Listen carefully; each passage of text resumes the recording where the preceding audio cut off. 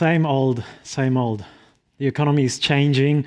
Businesses are under immense pressure, competition. Not a single industry is safe from disruption. Sounds like a broken record. Sounds like someone is trying to scare us. But hey, maybe that's reality. Just think about your lives, about our lives. Remember how we used to pay for every single text message we sent? Yeah, that was a pretty good business for telcos. Remember how we used to go to rental stores and pick up VHS tapes or DVDs? Gone. Remember how we used to visit a travel agent before going overseas? Gone.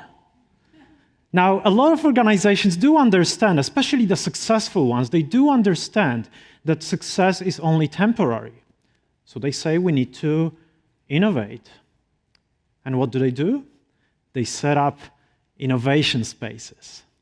Yellow carpet, red table, green chair, stuffed toys to make the organization more innovative. Have you seen a stuffed toy make an organization more innovative? No, stuffed toys, yellow carpets do not make organizations more innovative. We do. So we go there.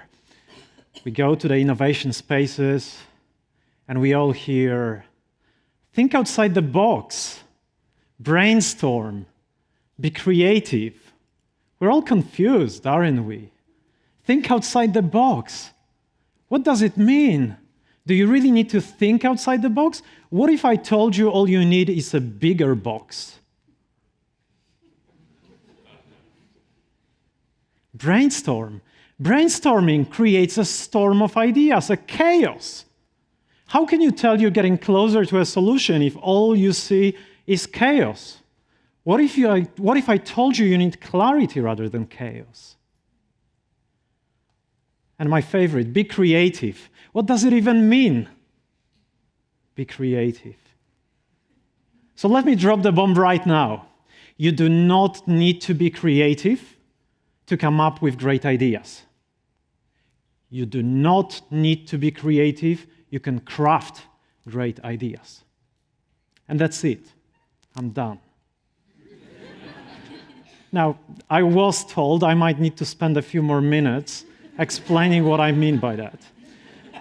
So here it is.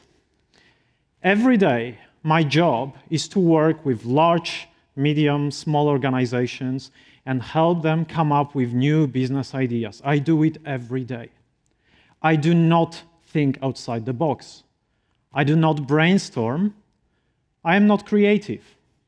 I use lenses.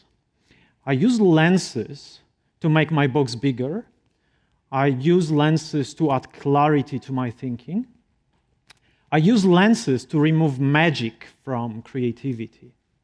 And today I'm going to share 3 of my favorite lenses with you. When you see how they work, you'll be able to apply them yourselves as well. But more importantly, you'll be able to create new lenses and add them to your box of lenses. And with that box of lenses, you will become what I call an idea vending machine. Take a coin, put it in, choose a number, idea. No, really. Let's have a look. Lens number 1, derive.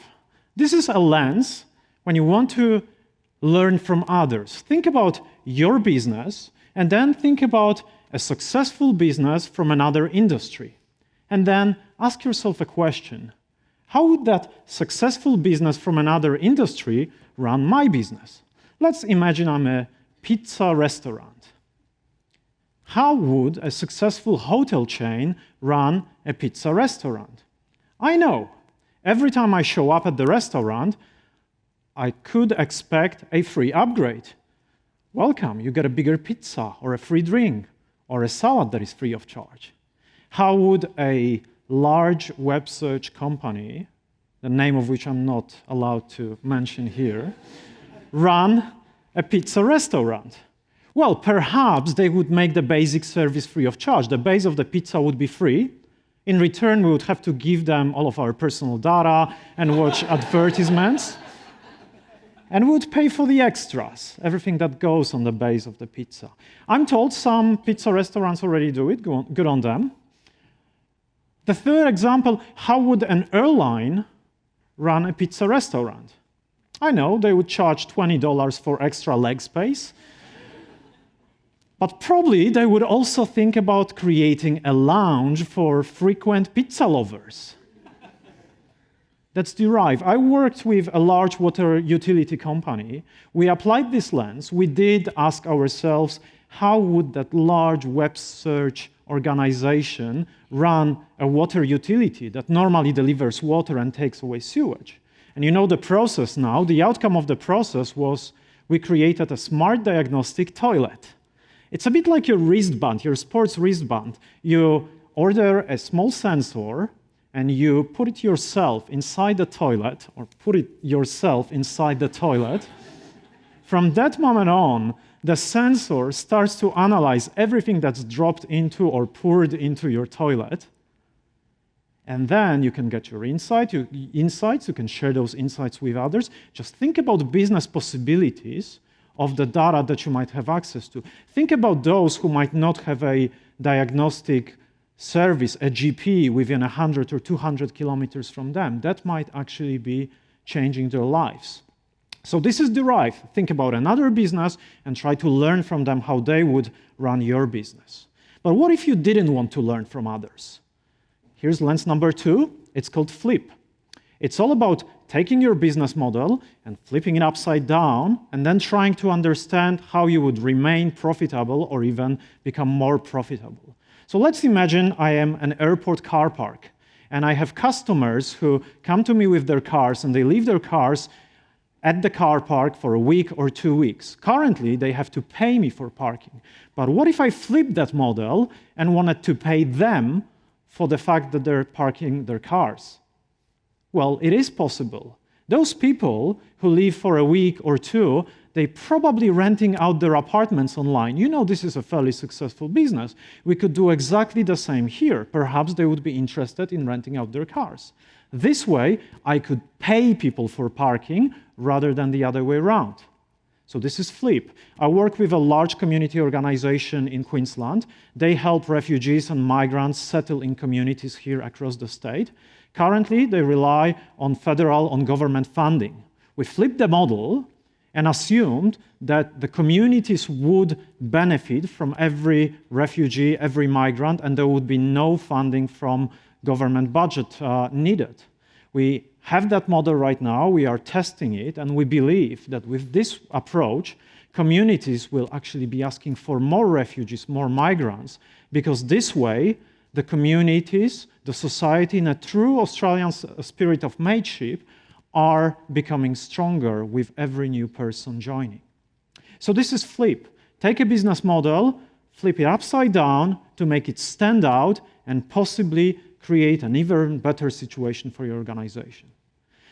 But what if you didn't want to learn from others? What if you didn't want to be disruptive, flip your business models upside down? There's lens number 3 that I call predict. Predict is all about understanding that we live in a world where we can learn much more about our customers from all sorts of places.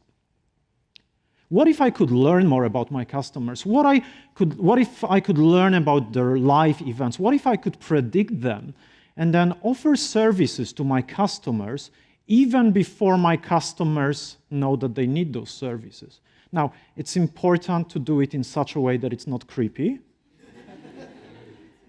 But once you find a way, here's your lens.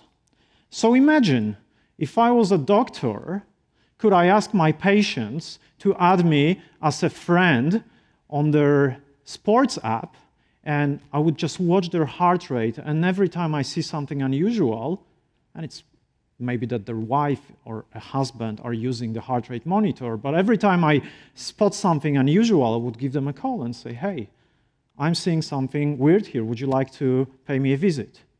What if I had a restaurant and every time I have a business client, I would ask them, hey, would you like to share your business calendar with me so that whenever they organize a lunch meeting, I could book a table for them even before they ask me to do that?